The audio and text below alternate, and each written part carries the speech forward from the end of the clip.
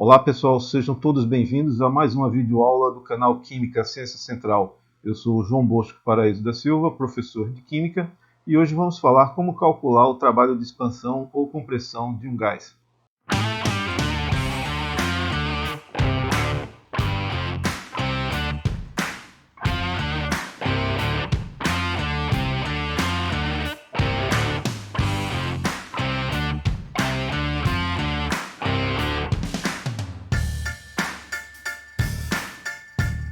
Calma, você ainda está na aula de Química.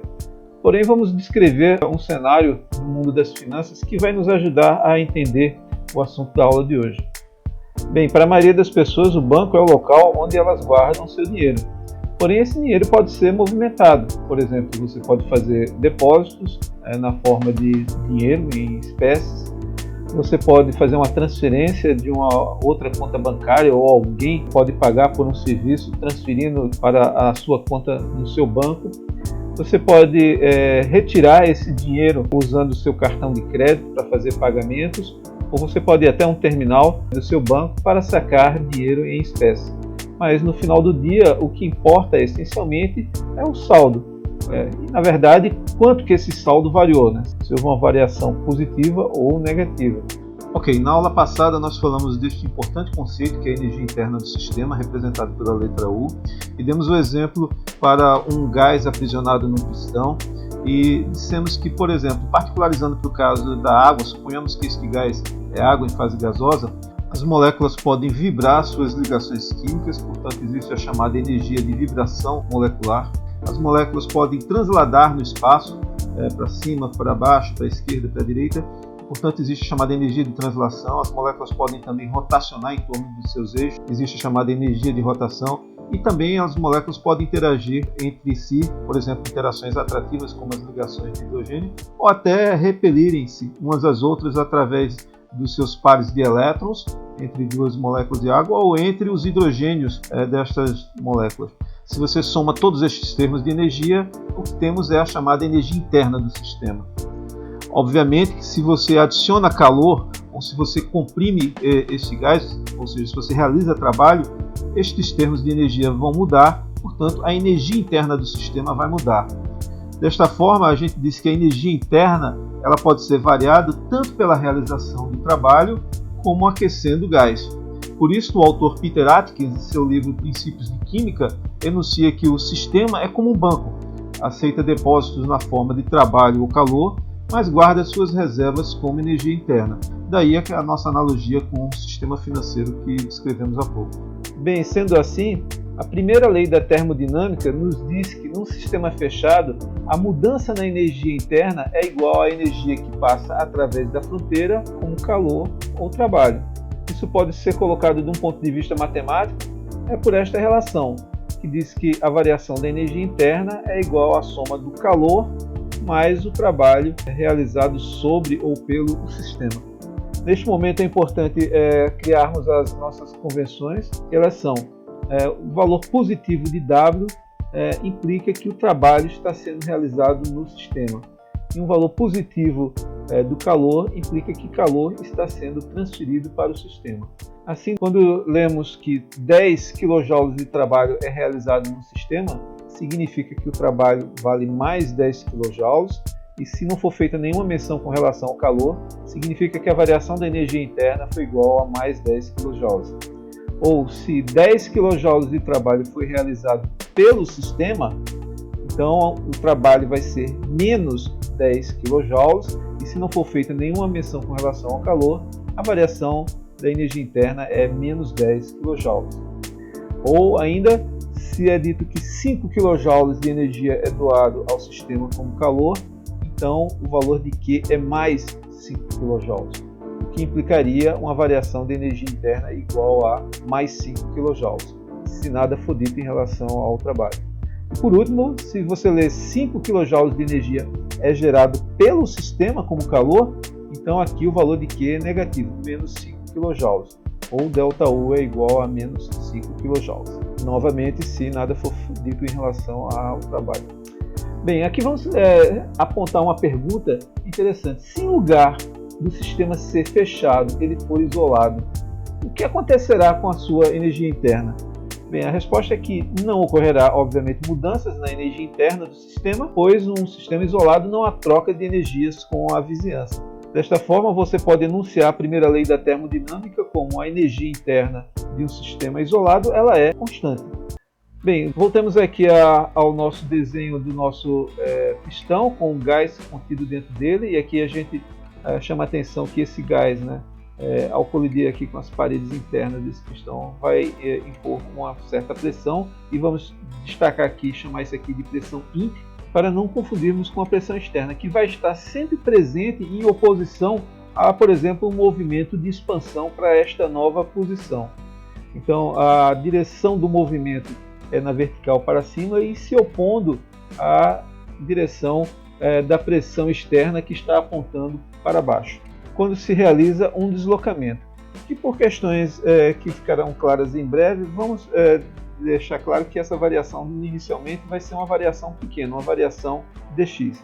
Em trabalho é definido como o produto dos vetores força vezes o vetor deslocamento, multiplicado pelo cosseno do ângulo envolvido entre esses dois vetores. Portanto, numa expansão, a força e o deslocamento estão em direções opostas, logo esse ângulo θ é 180 graus, porque o deslocamento está indo para cima e a força está apontando na mesma direção da pressão externa para baixo. Portanto, esse ângulo é de 180 graus. E como o cosseno de 180 é igual a menos 1, então dW vai ser igual a menos f dx. E aqui é a oportunidade de destacar que esse sinal negativo significa que a energia interna diminui quando o sistema tenta mover um objeto contra a força. Lembrando que pressão é força sobre área, então você pode substituir no lugar da força o produto da área vezes a pressão externa. Assim, dW vai ser igual a menos a pressão externa vezes a área vezes dx. Aqui a gente percebe que o produto da área vezes dx, está aqui a área vezes dx, é a variação infinitesimal no volume que ocorre durante a expansão. Então, dW vai ser menos a pressão externa vezes dV.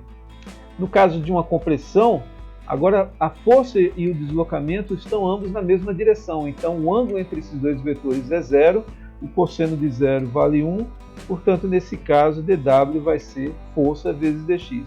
E aqui foi colocado de propósito um sinal mais para mostrar que, neste caso, significa que a energia interna aumenta quando o sistema tenta mover um objeto na mesma direção da força. Assim, a expressão de dW vai ser mais a pressão externa vezes dV. E esta expressão ainda nos dá a oportunidade de notar que quando a pressão externa é zero, ou seja, quando estamos diante de uma chamada expansão livre, neste caso o trabalho vai ser zero. Vamos agora finalmente discutir o trabalho da expansão de um gás contra uma pressão externa constante. Novamente colocamos aqui a figura do nosso pistão com o gás aprisionado inicialmente num volume VI e que posteriormente vai haver uma expansão e esse volume vai se deslocar para uma posição VF contra uma pressão externa constante. Logo, se fizermos um gráfico do que acontece com a pressão do gás contra a variação do volume, teremos uma figura como essa. Ou seja, inicialmente temos um volume VI no ponto inicial do processo e no ponto final teremos agora um novo volume VF. E durante toda esta expansão a pressão externa é constante. Portanto, o trabalho associado a essa expansão pode ser calculado como sendo a soma de todas as variações infinitesimais do trabalho entre o volume inicial e o volume final. Ou seja, o trabalho pode ser calculado como sendo a integral de dW entre VI e VF. Nós já sabemos qual é a expressão para dW, calculamos ela agora há pouco. Então, substituindo aqui, você vai ter dentro da integral menos a pressão externa vezes dV. Bem, tanto a pressão externa como o sinal menos podem ir para fora da integral, que é o que escrevemos aqui embaixo. E agora a gente precisa resolver essa integral que é bem simples, que é apenas o volume, que vamos substituir os valores do limite superior menos o valor do limite inferior. Então você vai ter aqui menos a pressão externa, o volume final menos o volume inicial, e portanto o trabalho vai ser menos a pressão externa vezes ΔV. Observemos aqui que ΔV é justamente o tamanho da base aqui desse retângulo, enquanto que a pressão externa é a altura desse retângulo. Portanto, cabe aqui a observação que o trabalho corresponde à área abaixo do gráfico pressão vezes volume. Bem, na situação em que o ponto inicial e o ponto final não estão na mesma pressão, ou seja, entre o início e o final do processo existe uma variação tanto do volume como da pressão, o processo de ir do ponto I ao ponto F pode ser decomposto em duas etapas. A primeira, por exemplo, uma expansão contra uma pressão constante, seguido de uma diminuição da pressão a volume constante VF. A gente está acostumado com as expansões contra uma pressão constante, que foi o caso que acabamos de ver, e agora aqui temos o caso, na segunda etapa, de uma variação da pressão contra o volume constante, que é, por exemplo, o caso que acontece com a pressão interna no pneu de automóveis, quando se aproximarmos que as moléculas que estão aqui dentro se comportam como um gás ideal, então podemos usar a relação que pressão é nRT sobre V, como o volume do pneu é constante, assumindo que ele não está furado, portanto não sai nenhuma partícula do gás. Então N também é constante, R é a constante dos gases, então a gente sabe que a pressão vai variar em função da temperatura. Se a temperatura cai, a pressão cai, que é exatamente o que acontece aqui nessa transformação, né? Você tem uma diminuição da pressão em função de uma queda da temperatura, que é o que ocorre com o pneu de automóveis em regiões frias do globo, né? Quando a temperatura cai, por exemplo, em torno de 10 graus Celsius, você tem uma queda na pressão do pneu em torno de 1 a 2 psi, que justifica a necessidade de recalibrar os pneus quando a temperatura cai. E nos locais onde a temperatura costuma ser mais alta, tem um processo contrário, né? Quando você dirige por um longo período numa estrada sob o sol, a uma temperatura elevada, às vezes há um ganho de pressão nos pneus. Mas estamos falando sobre isso apenas para ilustrar a situação em que o ponto inicial e final estão tanto a pressão como a volumes diferentes. Então, dessas duas figuras, percebemos que podemos ir do ponto I ao ponto F através de caminhos diferentes. Por exemplo, primeiro desdobrando esse caminho como uma expansão a uma pressão inicial, seguido de uma diminuição da pressão no volume VF. Já na figura da direita, podemos primeiro fazer a primeira etapa como sendo uma diminuição da pressão no volume VI, para então realizar uma expansão no volume numa pressão PF. Dá para ver nitidamente dessas duas figuras que a área abaixo da curva pressão versus volume é diferente. Logo chegamos à importante conclusão que trabalho não é uma função de estado. Vamos agora fazer um exercício para trabalhar este conceito. O exercício fala assim, suponha que um gás sofre uma expansão de 500 ml contra uma pressão externa de 1,2 atm. Responda. Letra A. O trabalho é positivo ou negativo? E letra B. Quanto foi o trabalho em joule realizado na expansão? Bom, repare só. Com relação à letra A, como foi uma expansão de um gás, então o trabalho é negativo. Para o observador que está do lado de fora, esse trabalho é negativo. E letra B é simplesmente fazer este cálculo, menos a pressão externa vezes ΔV. Veja só, a pressão externa é 1,2 atm e a variação no volume vale 500 ml.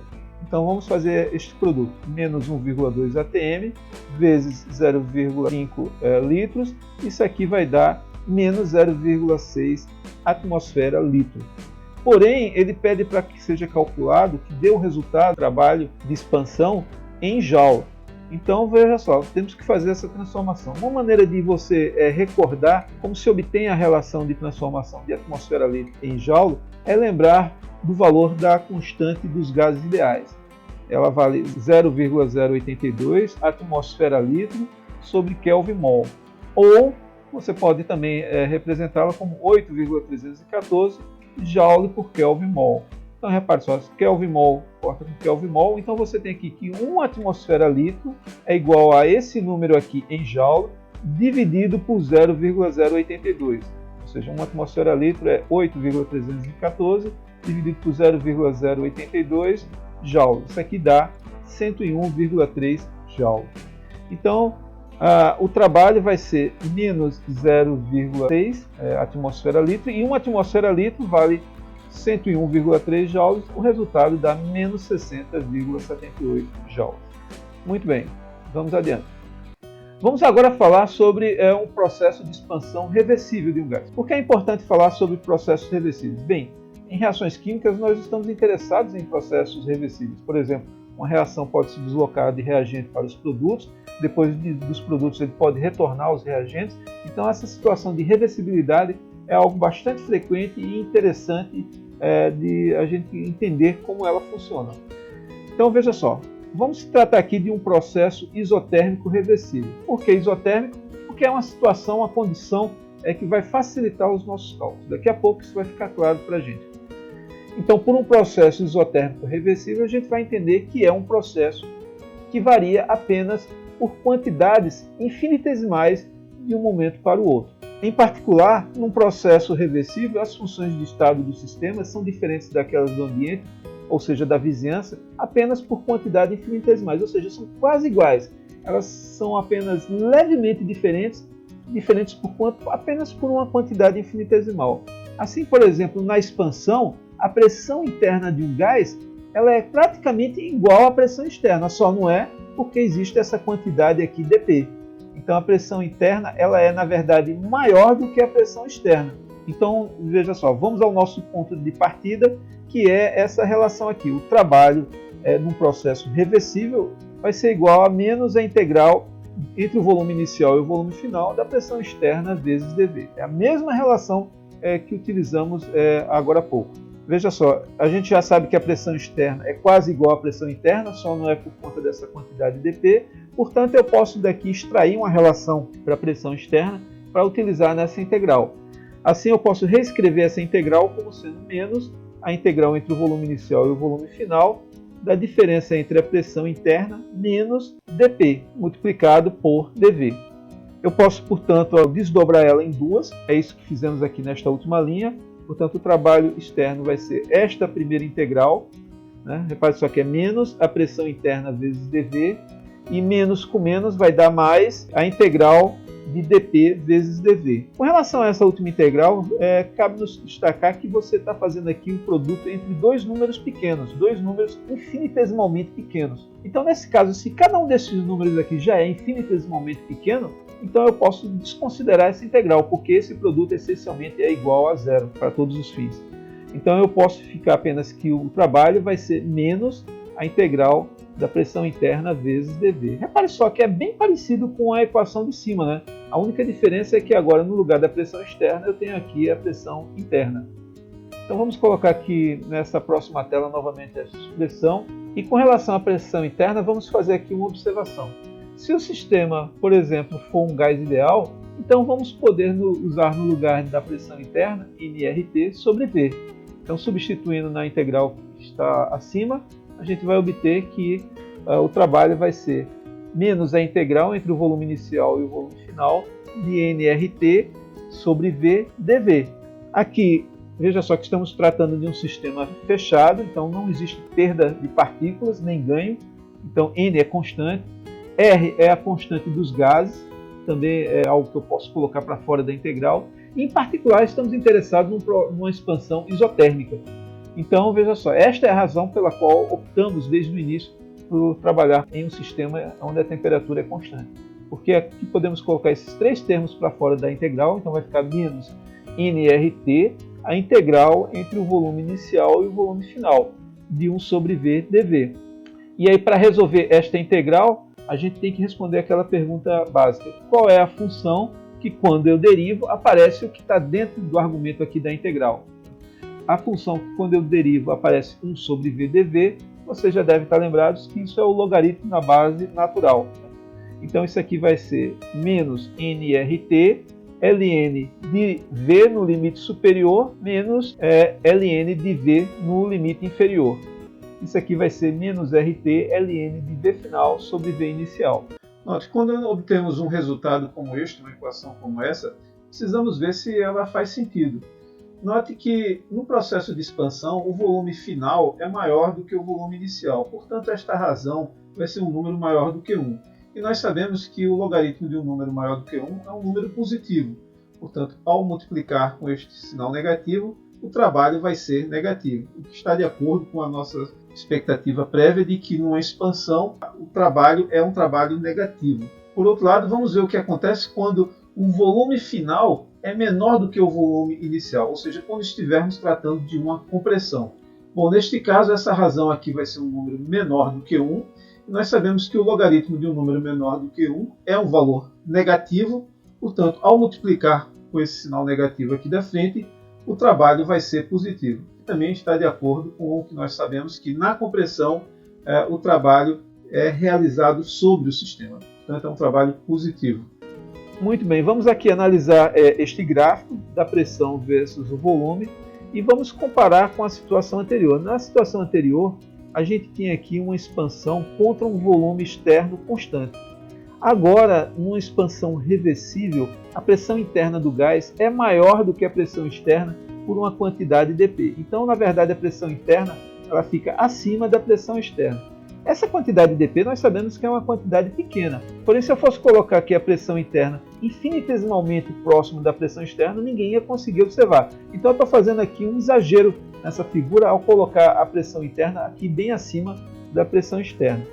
Mas veja só, a pressão interna ela cai com o inverso do aumento do volume. Então, quando o volume aumenta, a pressão interna cai aqui, com esta forma, né, com 1 sobre V. Então, veja só, no caso de uma expansão reversível, a área total abaixo da curva PV ela é maior do que a área abaixo da expansão contra uma pressão externa constante.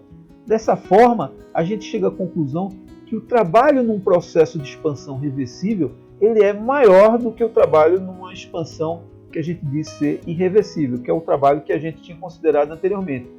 Portanto, se você quer obter o máximo de trabalho na expansão de um gás, dê um jeito desse gás se expandir de uma forma muito lenta, né? E com isso o trabalho que ele produzirá será um trabalho máximo. Por fim, para concluir esta aula, vamos fazer mais um exercício. O exercício diz: calcule o trabalho associado à expansão isotérmica reversível de 1 mol de um gás ideal de 7 litros até 15,5 litros em 25 graus Celsius. Bem, a gente vai utilizar esta relação para o trabalho reversível. Observe que já temos aqui N, o número de moles, que é 1, no caso 1 mol. R é uma constante conhecida. A temperatura é 25 graus Celsius em Kelvin, dá 298 kelvins. E temos também aqui o volume final, 15,5, e o volume inicial, 7 litros. Portanto, substituindo os números, temos que fazer esta conta. Observe que aqui vamos cancelar litro com litro, até porque a gente só calcula o logaritmo de um número adimensional. E a Kelvin vai cortar com Kelvin e mol com mol. Portanto, aqui este número vai dar menos 1,97 kJ. Bem, é isso, pessoal, por hoje. Espero que vocês tenham gostado e a gente se encontra numa próxima videoaula. Um forte abraço.